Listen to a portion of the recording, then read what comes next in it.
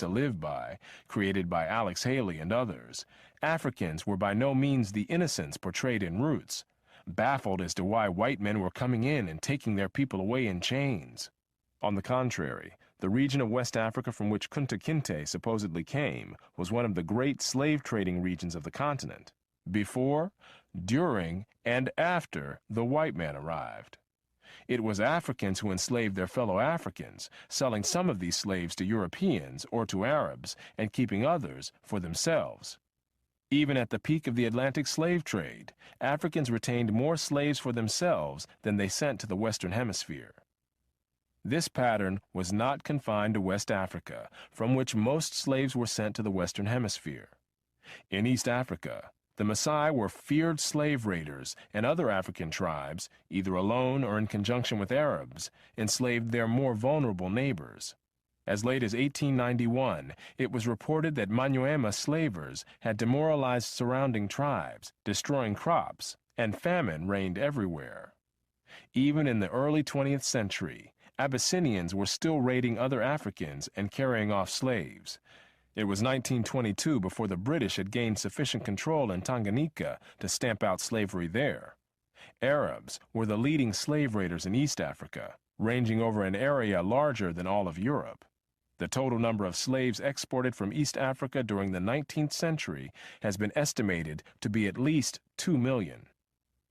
Despite the impression created by Roots, during the era of the massive slave trade from West Africa, a white man was more likely to catch malaria in Africa than to catch slaves himself.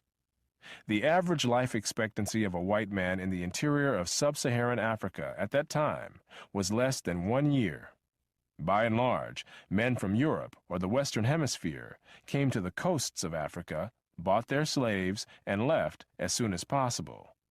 Even so, the death rates among the white crews of the ships carrying slaves to the Western Hemisphere were as high as the death rates among the slaves themselves. It was only much later, after quinine and other medical measures enabled Europeans to survive where there were tropical diseases, was it possible for them to invade Africa in force and establish empires there. But by then, the Atlantic slave trade had already been ended. During the era of that trade, Africa was largely ruled by Africans, who established the conditions under which slave sales took place. The crew of a slave ship was in no position to defy African rulers and their armies by going out across the land and capturing people willy-nilly. The stronger African peoples captured and enslaved the weaker peoples. The same pattern found over the centuries in Europe, Asia, the Western Hemisphere, and Polynesia. In Nyasaland, the Ngoni and Yao swaggered over and terrorized other tribes. In Uganda, the Baganda made life miserable for their neighbors. And the Nyoro and Hima of Anko enslaved Toro women and children. The Tutsi dominated the Hutu in Rwanda, the Maasai lorded it over the Kikuyu and Kamba, and the latter, in turn, held the Indorobo in a kind of serfdom. It was precisely the fact that Europeans, except for the Portuguese, seldom participated in the raids that captured and enslaved Africans that enabled most people in Europe and the Americas to remain oblivious to the traumatic experience that this was, with some Africans committing suicide to avoid capture and wives being whipped as they tried to cling to their husbands or children. Historian David Breon Davis pointed out that Europeans had little contact with the actual process of enslavement, and that as late as 1721, the Royal African Company asked its agents to investigate the modes of enslavement in the interior.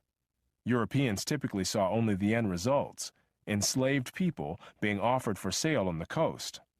It was much the same story in the Ottoman Empire, where those who bought slaves had no idea what these slaves had been through before.